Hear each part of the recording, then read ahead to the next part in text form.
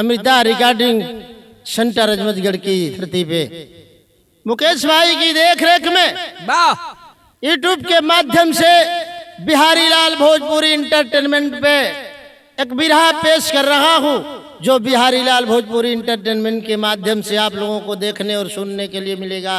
बाबा जिस विरहे का नाम है अयोध्या कांड, जो नई नई ताजी घटना सज्जी घटना है। 4 लाइन बड़ा बढ़िया भाव कवि जी ने भूमिका में लिखा है। क्या लिखा है?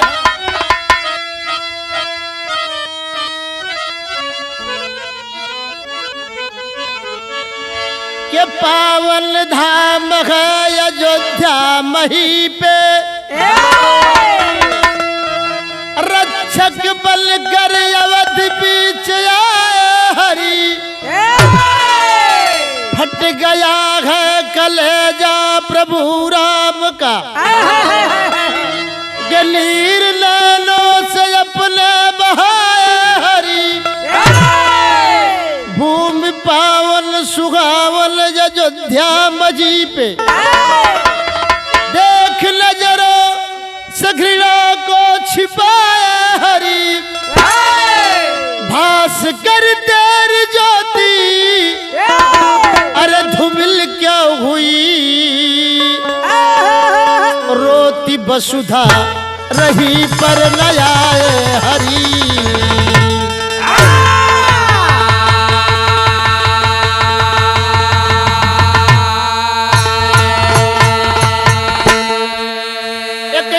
हृदय विदारक घटना जिसने एक बार दिल को झकझोर कर रख दिया।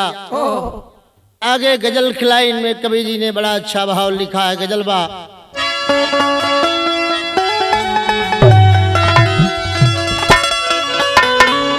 के तेरे दरबार का चल के, अरे तेरे दरबार का चल कर करीना हम भी देखेंगे।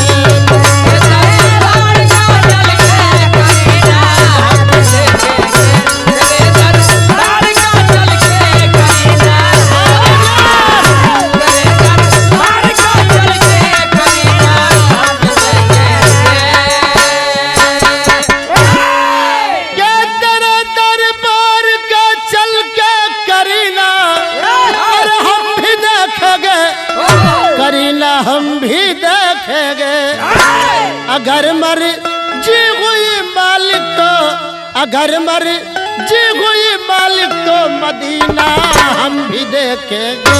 अगर मर जी हुई मालिक तो मदीना हम भी देखेंगे। अगर मर जी हुई मालिक तो मदीना हम भी देखेंगे। ऐसे बढ़िया भाव कवि जी बिरहा में लिखत हुआ। का लिखलन? ऐ मालिक सब तो तेरे ही बंदे हैं। इस धरती पे जितने भी जीव हैं सबसे बुद्धिजीवी जीव मानव ही कहा जाता है। लेकिन ये मानव का चोला पहन करके दानव का काम कर रहा है। इसलिए कहना है खुदा का साथ तेरा बंदा रे, अरे खुदा का साथ तेरा बंदा हया को पी के जिंदा है।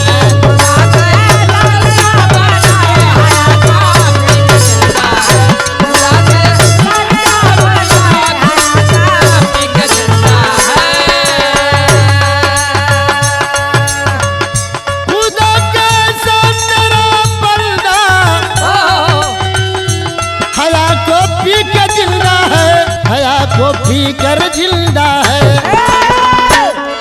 झुकी है शर्म से गरिमा, अरे झुकी है शर्म से गरिमा ये सारा जग शर्मिंदा है।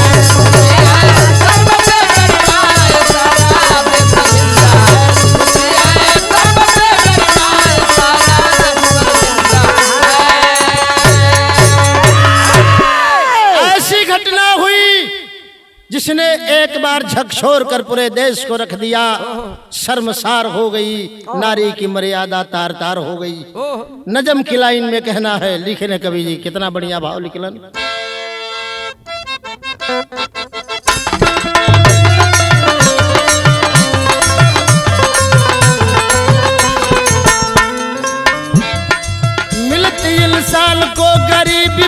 नसीबी से, रूठ जाता है भगवान भी गरीबी से।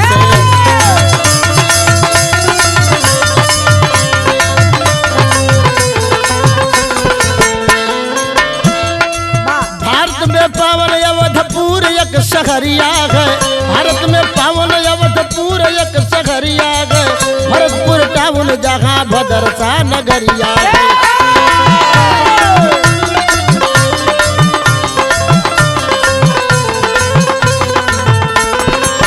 मोईद खान जगह नगर के प्रधनवा बा, किया है 4 शादी दिल से उरवनवा बा।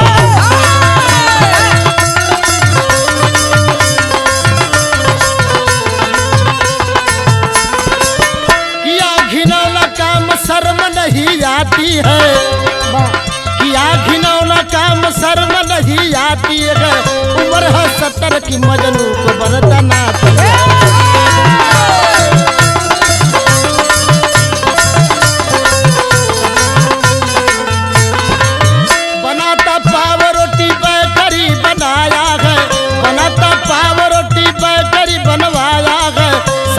सिक्का अपना खूब वो जमाया है।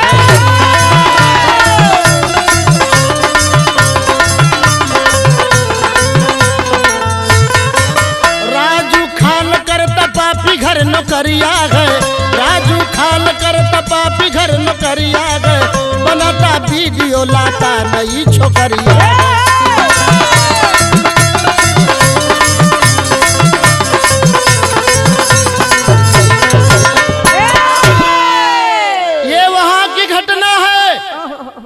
जिस धरती को देखने के लिए, जहाँ की मिट्टी को सलाम करने के लिए, टीका लगाने के लिए देश विदेश के पर्यटक आते हैं, ऋषि मुनि भी तमाम वहाँ के दर्शन के लिए, उस मिट्टी के दर्शन के लिए तरस जाते थे। वहीं का रहने वाला, उसी अयोध्या का रहने वाला, जिसका नाम है मोईद खान, बेकरी चलाता है, पाव रोटी बिस्कुट वगैरह आज सब बना रहा है। लेकिन कितना घिनौना कर्म है उसका। इसलिए उम्र तो उसकी 70 साल की है, लेकिन कहल जाला कि उम्र 55 की दिल बचपन का। अभी अपने आप के 16 साल के जवान समझत बा। कितना घिनौना कर्म कैलस। वही नौकरी करे वाला जकर नाम बा राजू खान, वह इसके लिए हर रोज एक नई सुंदरी लाता था। एक लाइन गीत लगल।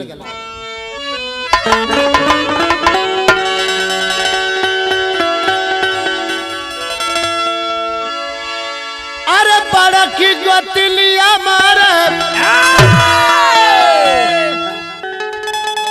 अरे बड़ा की गोतलिया मारे, आई तलवा के बतिया पतिया रोई रोई, लिखवा हवा राजा मती पतिया रोई रोई ना, लिखवा हवा राजा मतिया पतिया रोई रोई ना, लिखवा हवा राजा मतिया पतिया रोई, पतिया रोई रोई ना,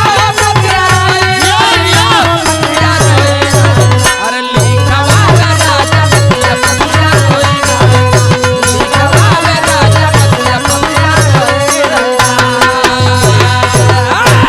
लेकिन हुआ क्या, उसी अयोध्या की बात है कि भदरसा बजरिया में अरे निशान कजतिया विपतिया अइली ना, अरे विपतिया पड़ली ना, अइली बचवन पर या फतिया हो विपतिया पड़ली ना, अइली बचवन पर या फतिया हो विपतिया पड़ली ना, अइली बचवन पर या फतिया हो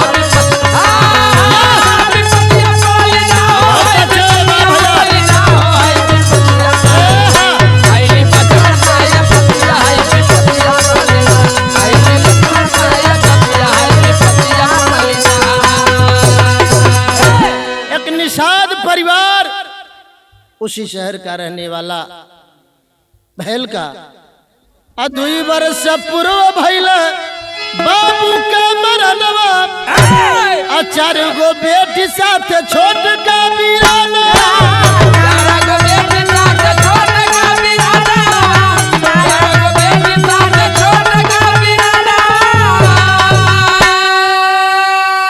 उस वाला माझी 2 साल पहले इस दुनिया से विदा हो गया।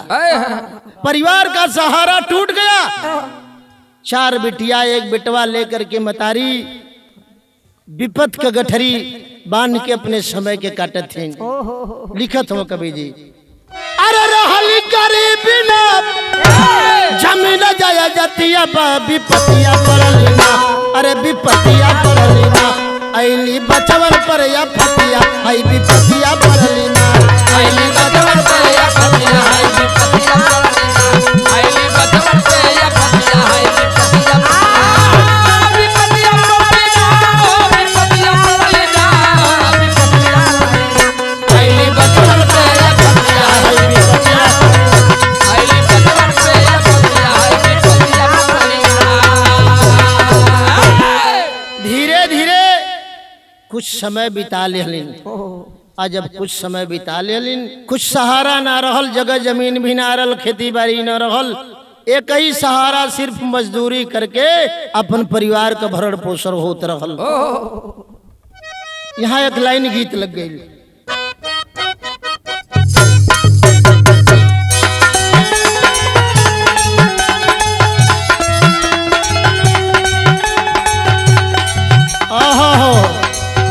कौनो नई दुल्हन गौना भइल, सुहाग रात में कुछ मामला गड़बड़ हो गई। पहलस क्या कहत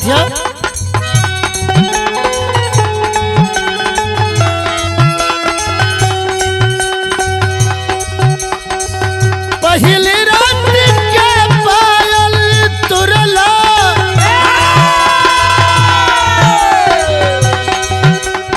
पहली रात के पायल तुरला, दूसरी रात के पाली हो, पहली रात पायल तुरला, दूसरी रात पाली हो, पहली रात पायल तुरला, दूसरी रात पाली हो, तीसरी रात झुमका झुलनी तुरला हाली हाली हो, तीसरी रात झुमका झुलनी तुरला हाली हाली हो, तीसरी रात झुमका झुलनी तुरला हाली पहली रात पायल तुरला, दूसरी रात पाली हो, तीसरी रात झुमका झुलनी तुरला हाली हाली हो। अब तलई हरी ले पटैबा और रहनवा राजा जी, मजा मारे न तुरला लगा कुल गगनवा राजा जी। आज मारे चला ढाका पूरा गहराया राजा, आज मारे चला ढाका पूरा गहराया राजा जी। लेकिन आज वह दिन कौन सा आ गया जो उन बच्चों के ऊपर पहाड़ बन करके टूट गया। हुआ क्या,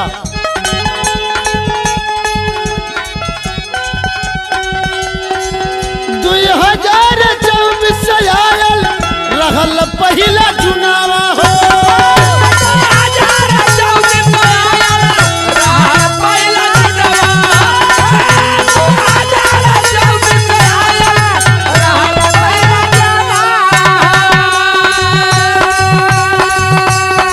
हम करेली बहिली चारे घूम घूम रोपा धनवा हो,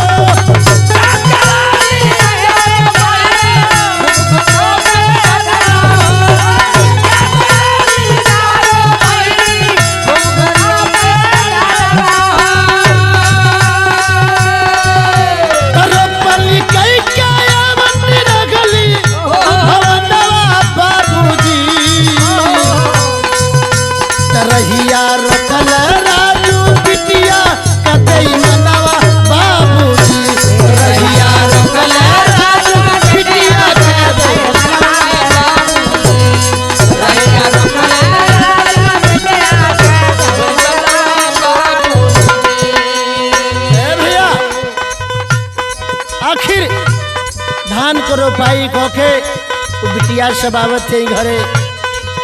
घरे आवत में सबसे छोटी वाली जो रहल थोड़ा सा पीछे हो गई। आज जब पीछे हो गई तब का भैल बड़ी बजिल जो घर चली आईली छोटी को पकड़ा बाजी हो।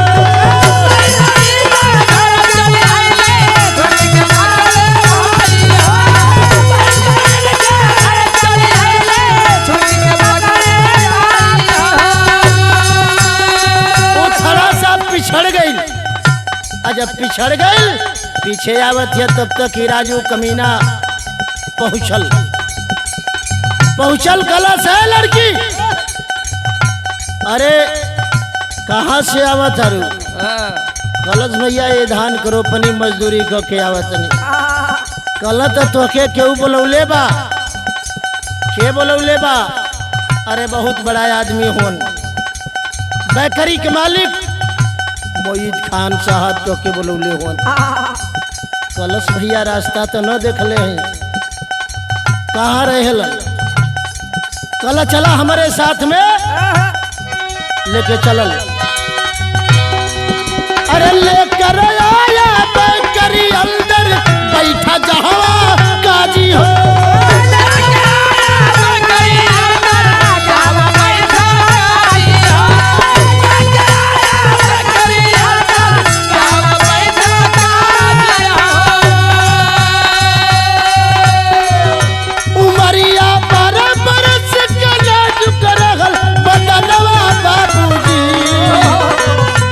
रहिया रोकल राजू बिटिया के बेईमानवा बाबू।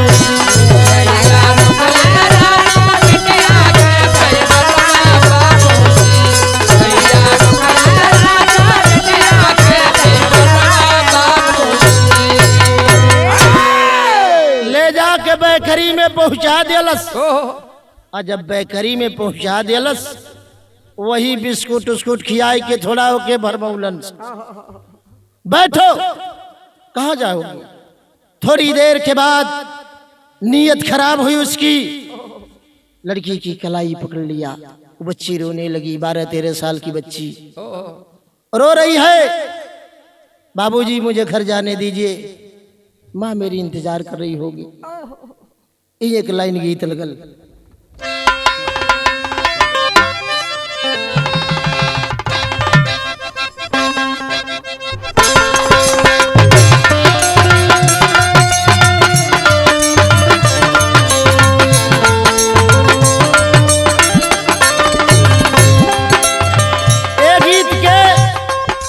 स्वर्गीय गुरु बेचन जी बड़ा प्यार से गावत रहा। वाह भाई वाह। का गावे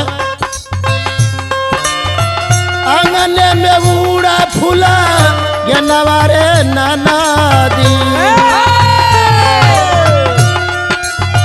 आंगन में बूढ़ा फूला ये नवारे नाना दी। बाजला बधाइया दुआरा पे।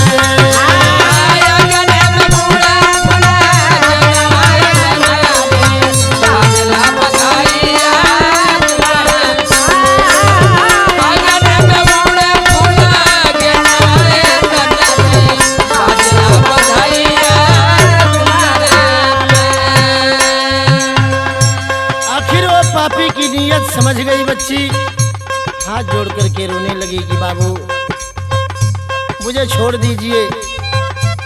पैर पकड़ लेती है क्या कर रही है पैर पकड़ करके पकड़ी प्यार बाला कर ली रुदाना। पकड़ी प्यार बाला कर ली रुदाना।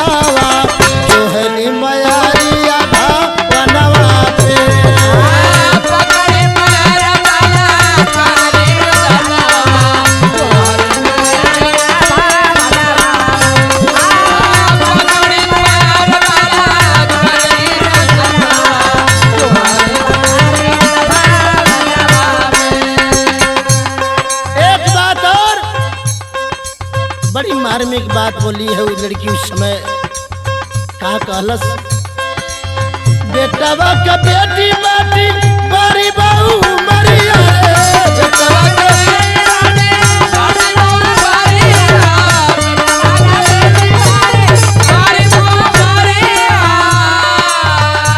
रोक कलश बाबूजी, हम आपके बेटवा के बेटा के बेटी के समान है, पोती के समान है आपके।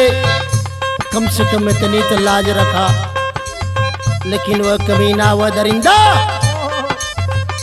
माना नहीं। मैंने ऐसे दरिंदों से पूछता हूँ कि कमीनो, अरे तुम्हारे भी घर तो माँ बहन बेटियां हैं, जरा ये सोचो, तुम्हें मालिक ने भेजा है इंसान बना करके, इंसान की जिंदगी जियो, शैतान की जिंदगी मत जियो। कैलाश का बेटवा का बेटी है बारी बारी उमरिया रे बेटवा का बेटी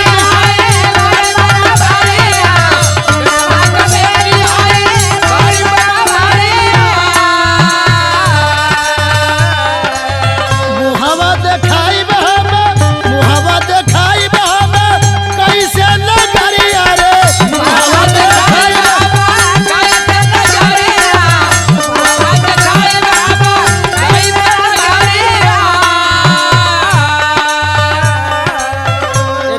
के पास और कुछ नहीं है बाबू, सिर्फ उसकी आबरू ही जो कुछ है, उसकी मर्यादा ही जो है, बाकी हमारे पास कुछ है नहीं।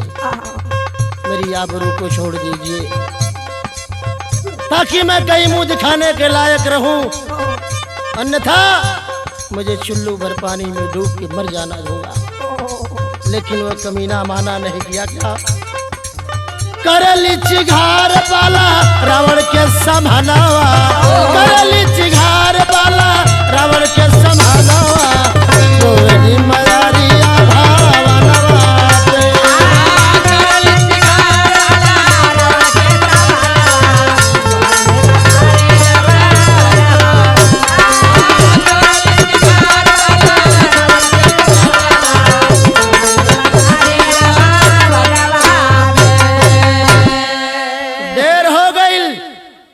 मतारी सोचत है आखिर कुल बच्ची आ गई, एक बच्ची कहाँ रह गई आखिर।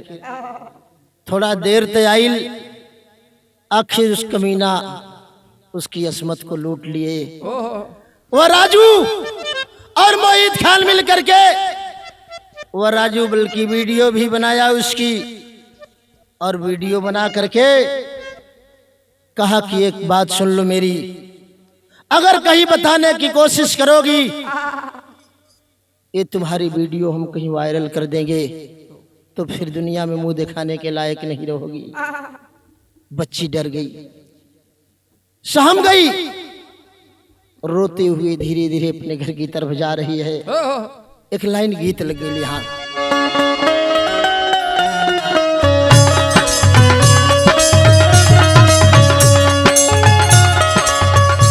बड़े बढ़िया गीत कवि जी लिखलन का।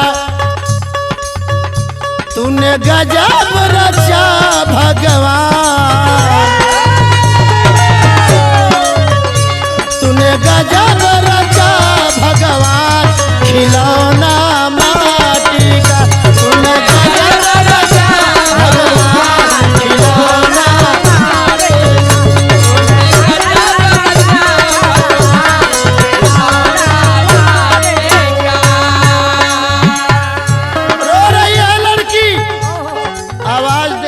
किसको? ऐ मालिक, ऐ दुनिया के मालिक, तू सबके संकट में आता है, सबकी आबरू बचाता है। आज मेरी कहाँ रह गया था? रो रो करके बोली, रो रो बाला करे पुकार, रो रो बाला करे पुकार, मोह में आ जाना, रो रो बाला करे पुकार, मोह में आ जाना, बाला करे पुकार, मोह में आ जाना।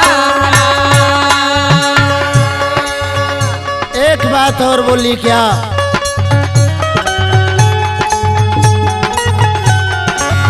पंचाली की लाज बचाए, पंचाली की लाज बचाए, पंचाली की लाज बचाए।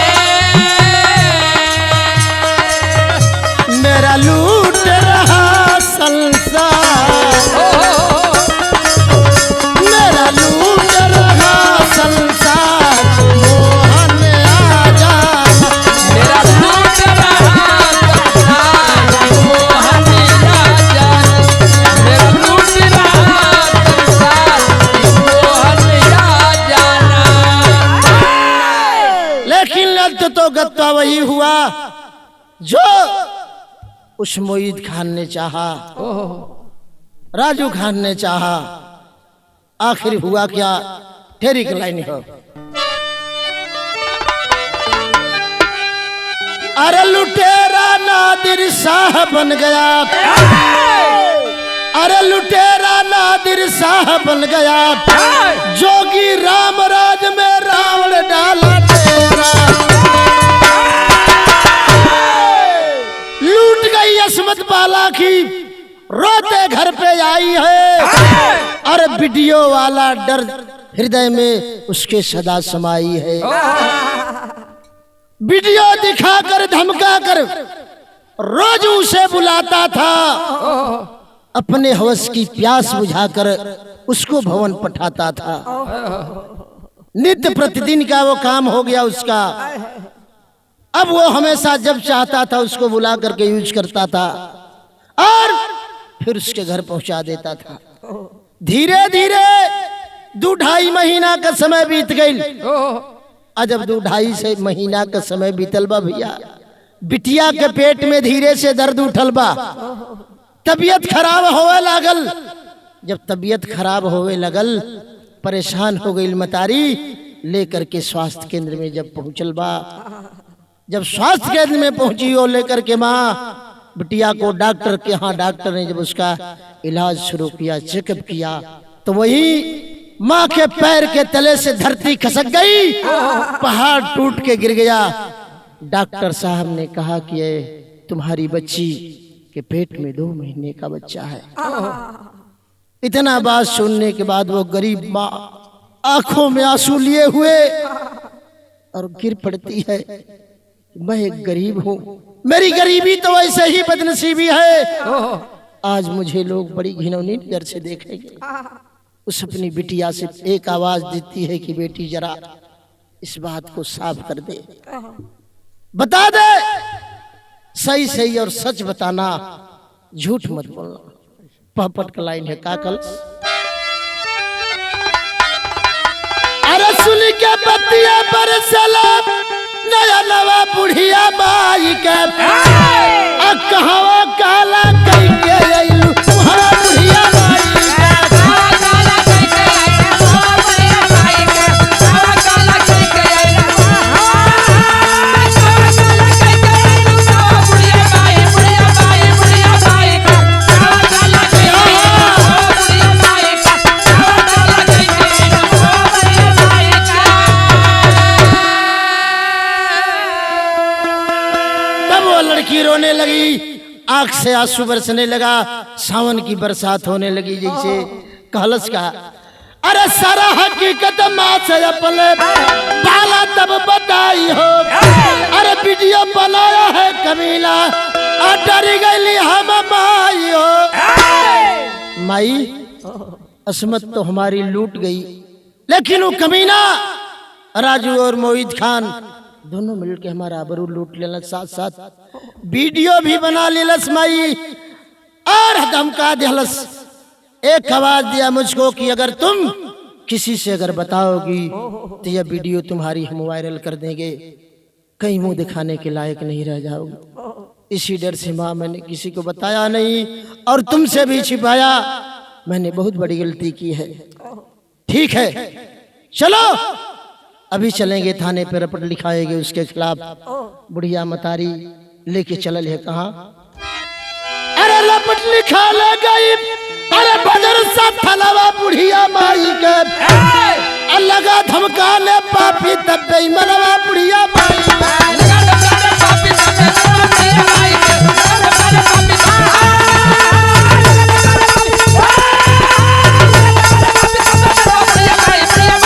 बाई के लगा धमकाने पापी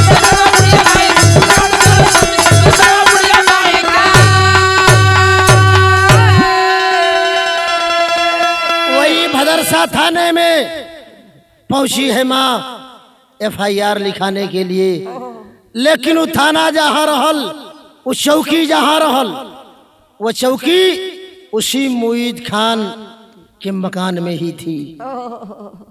नाम तो दो है, मुईद खान और राजू खान। देख करके वो चौकी इंचार्ज जिसका नाम है अखिलेश गुप्ता डर गया। कहा नहीं, इसमें से एक नाम निकाल दो, एक नाम रहने दो, हम तुम्हारा FIR दर्ज कर लेते हैं। माँ रोने लगी, कही वही तो मेरा मुख्य आरोपी है, मेन मुद्दई है, जिसका तुम नाम निकालने के लिए कह रहे हो। आखिर मैं कहाँ जाऊं? वह तुरंत फोन किया थाना अध्यक्ष को, जिसका नाम था रतन शर्मा। दोनों टाल मटोल करने लगे, आखिर रिपोर्ट दर्ज नहीं करते हैं। माँ सोच गई यहाँ मेरी कोई सुनवाई नहीं होगी। वहां से चलती है, कहाँ जाती है? अल्लाह का लाइन है।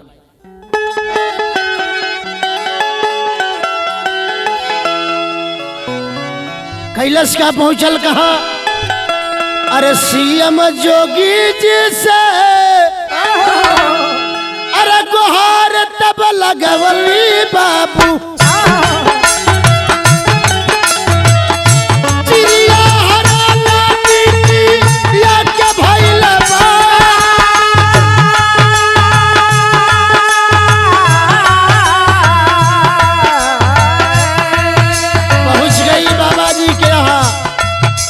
जोड़कर खड़ी हो गई।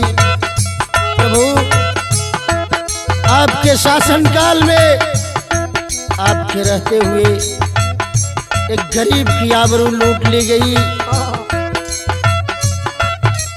एक नारी की मर्यादा तार तार हो गई। आप भी नारी की मर्यादा के लिए बहुत कुछ करते हैं।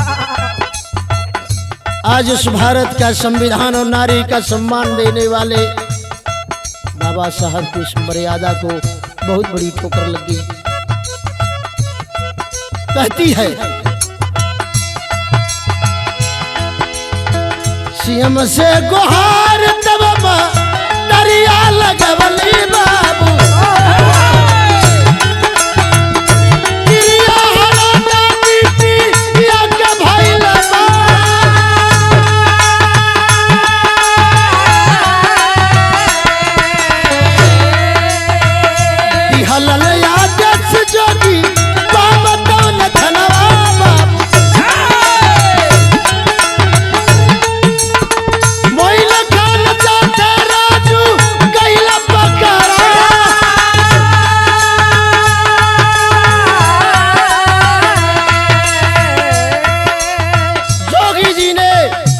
हमारे उत्तर प्रदेश के CM मुख्यमंत्री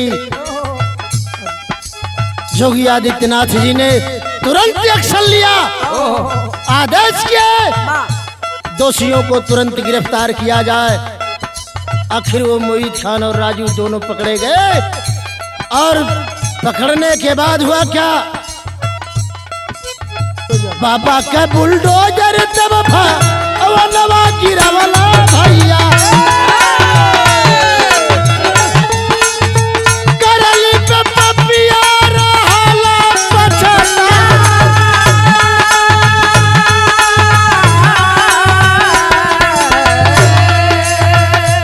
जोगी प्रियंका या राहुल से बतिया भैया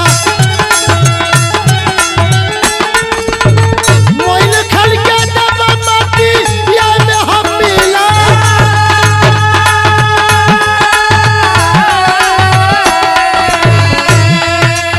आखिर एक मीटिंग बुलाए जहां राहुल गांधी, प्रियंका वाड्रा और सपा के भी नेता थे, जिनका नाम था सांसद अवधेश जी।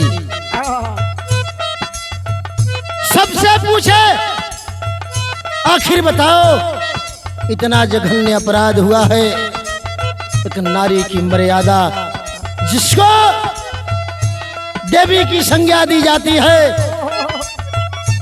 यही नारी देवी बनकर के पूजी जाती है, जिसका सम्मान होता है। आज उस नारी की मर्यादा को इतना बड़ा ठेस लगा कि पूरा देश आज शर्मसार हो गया उस मर्यादा के ठेस से।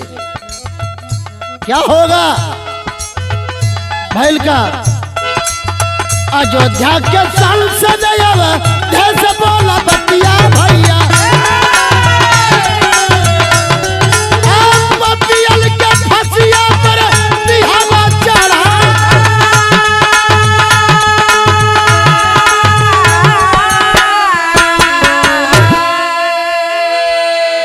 आवाज दिए सांसद अवधेश जी, मैं किसी जात विशेष की बात नहीं करता हूं, अपराधी की कोई जात नहीं होती है, इसलिए ऐसा गुनाह करने वाले को फांसी पे लटका दिया जाए, हमें इसकी कोई गम नहीं है।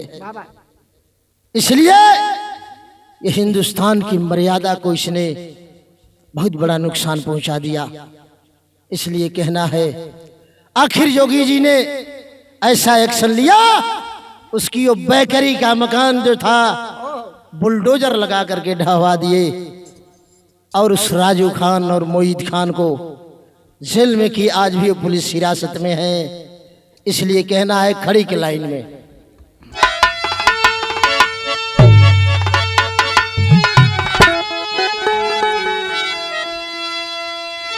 आज हिंद बीजब अबला के लुटाइल थातिया,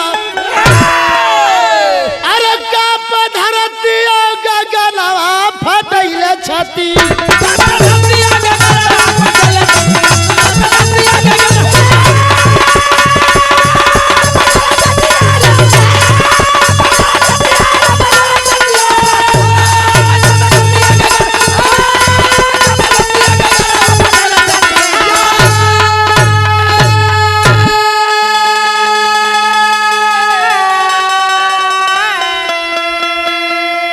आबरू सबकी एक समान होती है, वो चाहे अमीर की हो या गरीब की हो। आज उस शेरे दिल आयरन लेडी जिनको कहा जाता है, बहन कुमारी मायावती जी ने एक ऐसा बात कहा जिसको सुन करके आप दंग रह जाएंगे। कहती है, क्या कहती है? अरे बहन कुमारी मायावती कहल ललकारी, अरे बचन ही पावा भैया पापी दुराचार।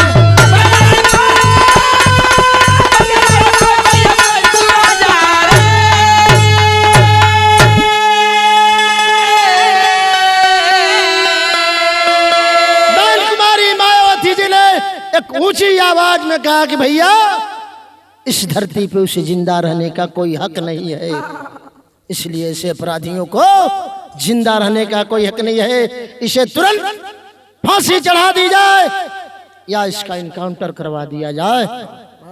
ऐसे लोगों को ऐसा। और एक बात, जैसा शासन मैंने चलाया, बहन जी कहती है और मानने की बात है, सराहनीय है। मैं उस बहना का बहुत बहुत लाख लाख बार धन्यवाद देता हूँ। जैसा शासन उन्होंने चलाया ऐसा किसी ने आज तक चलाया नहीं। कहती है आखिरी लाइन में, अरे सुन के बालक हलतिया अब ढूंढई ले आसिया, तका पधरतिया गगन फटैल छती।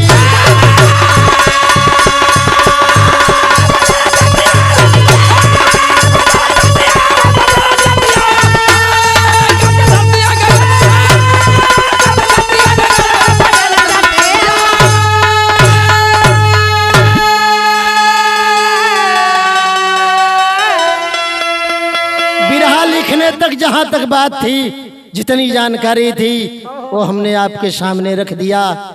ये हमें भरोसा नहीं बल्कि पूरा विश्वास है आप लोग इसे पसंद जरूर करेंगे। आखिरी लाइन है, कहना है के गुरु बिहारी गुरु गणेश स्वर्ग से नीर बहा।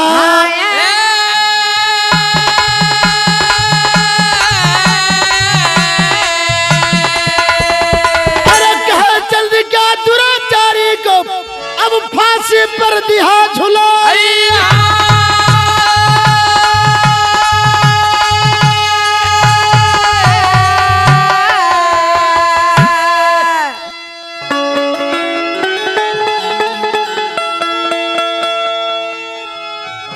अरे लुटेरा नादिर शाह बन गया।